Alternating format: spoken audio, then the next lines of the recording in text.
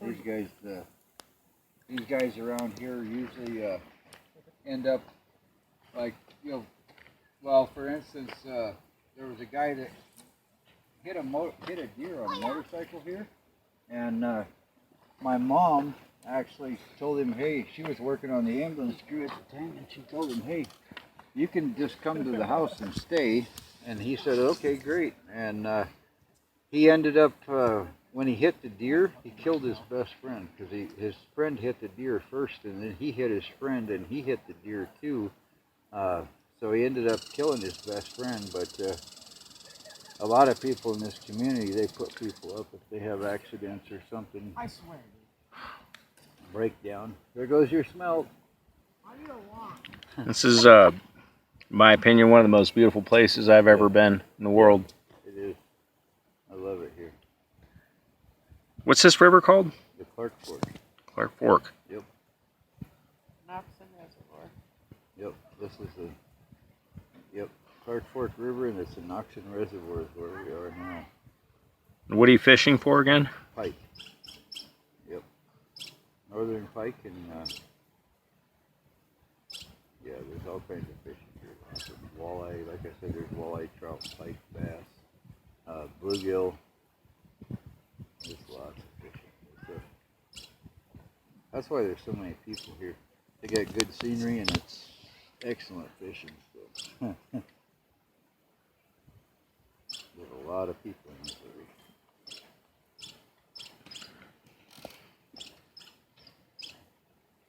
area. And what kind of test is that? What kind of fishing lines? I got 20-pound test on right now. What do you use for bait? Smelt.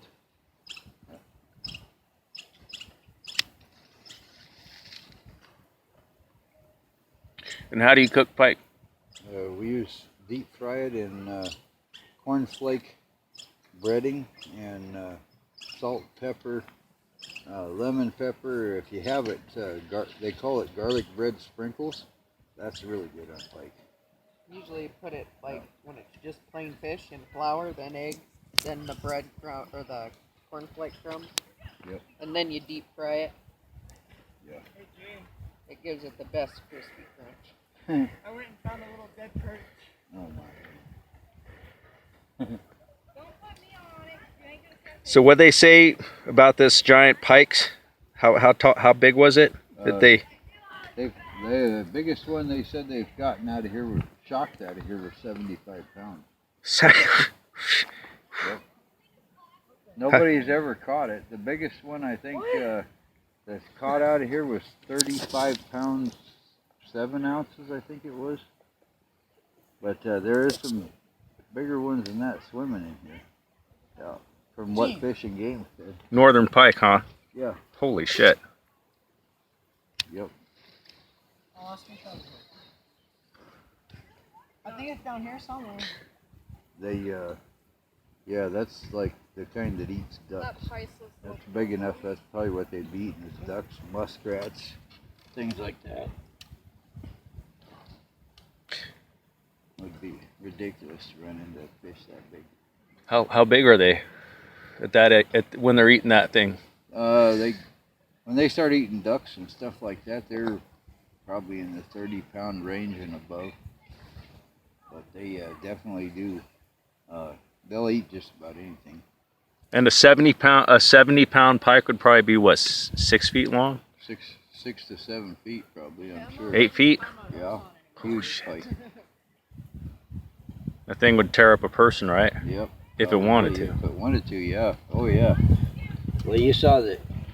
Well, the size of their mouth is, I mean, on a small one, the size of their mouth's like that big. So a 75-pound pike could probably fit half up to your knee. And, Do you think they have ever killed people or attacked people? I don't know. I've never heard of it, but you know. It made me bleed plenty of times. Yeah, they bite you. Does that count? They will bite you if you get your fingers close to them. So. Does that mean when you're fishing for them, or? Yeah, if you get your fingers, when you're trying to unhook them from the hook, if you get your fingers close to their mouth, they'll definitely snap onto your finger. Or even up in their gills, it'll rip you up. Yep, shred it. They seem like they'd be able to take a finger off if they needed to. You're better Oh, off sure. just grabbing them by the eyeballs if you can get a hold of them good. I think it's in Minnesota. When I went to Minnesota, they told me don't wear a wedding ring if you're washing your hands off, because the shine, the pike will bite you. They'll attack you, the muskies. Wow. They were telling me don't wear anything shiny. And how deep is this river at this point? It gets up to in the 90 and 100 feet range. Out on the far side over there, it gets pretty deep. It goes to about 50, I think, out there. And then where in the deepest parts elsewhere? Like what about the deepest parts elsewhere? Oh, probably most of the deeper parts are actually down by the Noxon Dam, past, well, more towards Noxon. Yeah, Yeah, because down there, that's that old main channel, and I don't know, we've done dive training and stuff down there, and we did, I think it was, well, 100 and some odd feet at least. Dive training? Oh yeah, I used to do search and rescue and do work with the divers and stuff down there. But we do like the deep dives and stuff down on that end. That's fascinating. Yeah, it was cool. They've got little islands and stuff out there, and I mean, it just drops off into an old channel and it just goes down. It's pretty 100, cool. 100 feet, huh? Oh, past that, I just don't remember the exact number. And that's probably where the big beasts live, huh? Oh, yeah. Probably. I'm sure there's some huge.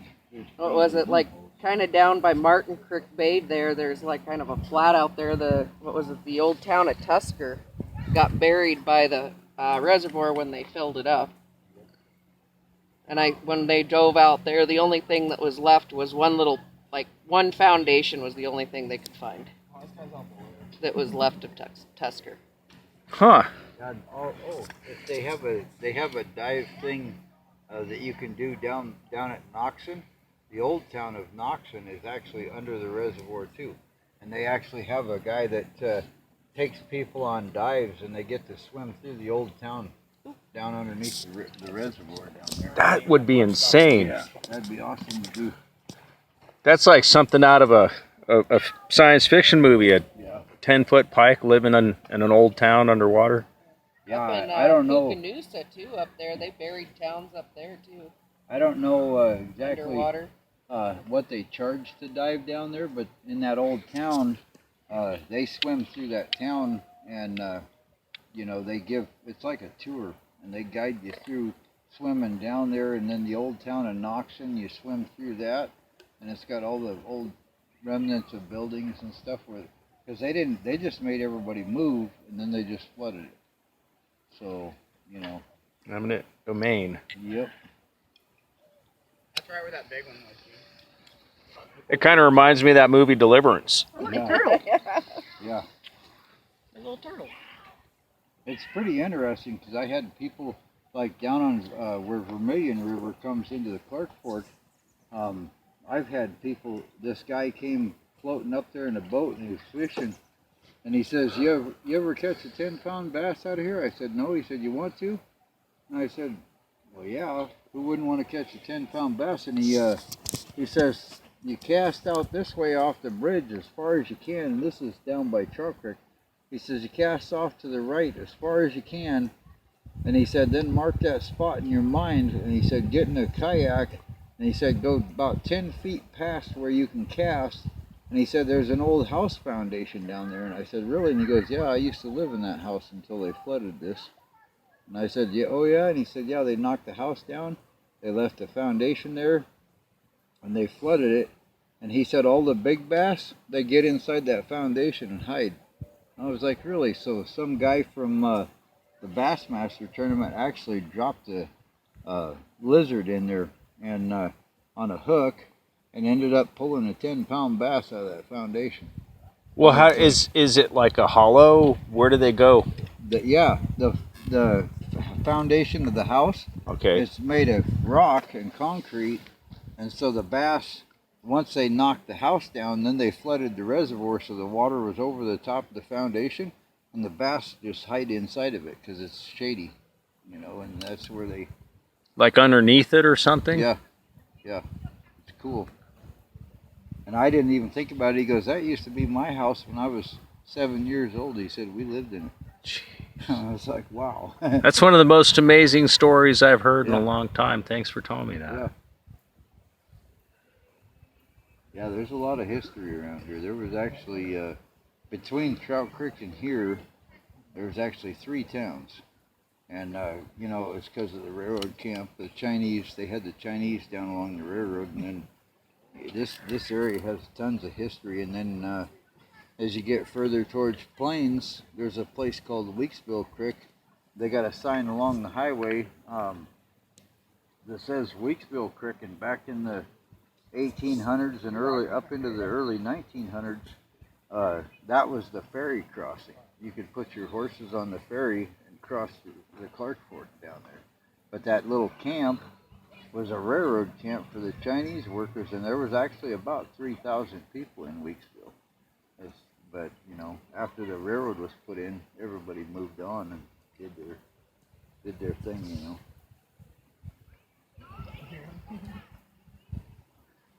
So you've lived out here your whole life? Yeah. Oh yeah. Yep. I spent my whole life right in this little area here, small town. So it was 2,500 people when I was in kindergarten, and I think they said there's like 5,000 people here now. So I'm 51. So in that amount of time, it only grew 2,000 people. It stayed a little tiny town. That's good. Yeah. I've moved out of here a few times, but like I said, I always end up back here. No way. You know, because you can't beat the scenery, can't beat the country and the people. I know a lot of these guys out here. I went to Chicago, and the difference in people there and the difference in people here is 100%. Maybe almost like a different species. Yep. These guys here, you break down on the highway. Oh, I'm cooking dinner. Come on in. You can have dinner. And they can't get a tire till Can't help it. after the weekend's over. And I you I'm know, gonna switch to a spoon. I'm like, if you can't get a, oh, you hooked me. Yeah, that's what I'm saying. I quit. I'm switching to a spoon because I can't even hook a Yeah, smell. They're all I've seen guys break Brought out. down, blow tires, do whatever, and just cut it off. 'Cause you I'm know, changing when out. I was out in Chicago and stuff like that, you couldn't get anybody to even answer the door. And these guys are cooking dinner. They're like, oh, come on in, we got plenty. I've seen it several Oh, in times. Chicago, you'd get Probably get arrested. raked, Yeah. robbed, and your car would be stripped. Yep. Yeah, it's bad. My life was terrible when I did. The world needs more places that they help each other out. 'Cause, you know, people just. Huh? Just go ahead and cut me off. I can't get it because I was gonna switch. I'm getting it. I'll get it undone. I just gotta untangle it here. You're gonna catch up right through. Yeah. Yep. Just enough of a tangle. Yeah, go ahead and burn it out, and I'll switch to a spoon or something. That's alright with you. Because I can't touch this. You want my bluegill pound? Huh? You want my bluegill pound? Who was that? I just lost it. You smell it? Okay. It's a terrible unit. Exactly. Oh, is that lizard you keep telling me about? Yeah,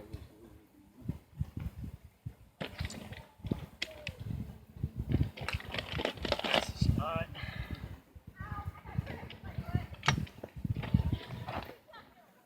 yeah, stuff like that.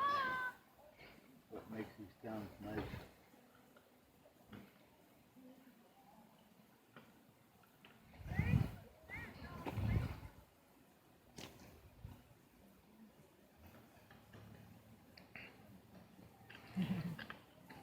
I'm going to cut this video short just for the sake of the format and my battery. Yeah, so if you wouldn't mind showing me that fish. Yep. Thank you, sir. I appreciate it. That way I can just show my audience what we're contending with.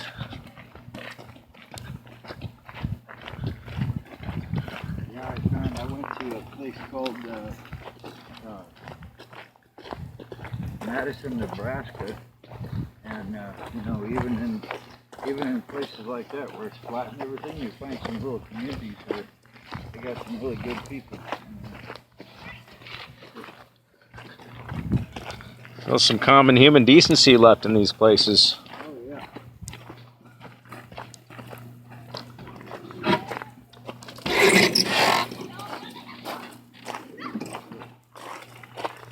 Turn this is this.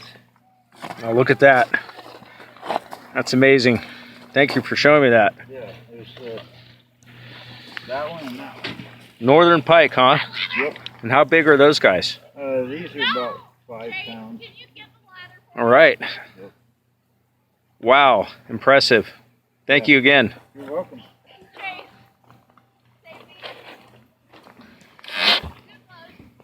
Hey, thank you again for showing that to me. I'm going to go ahead and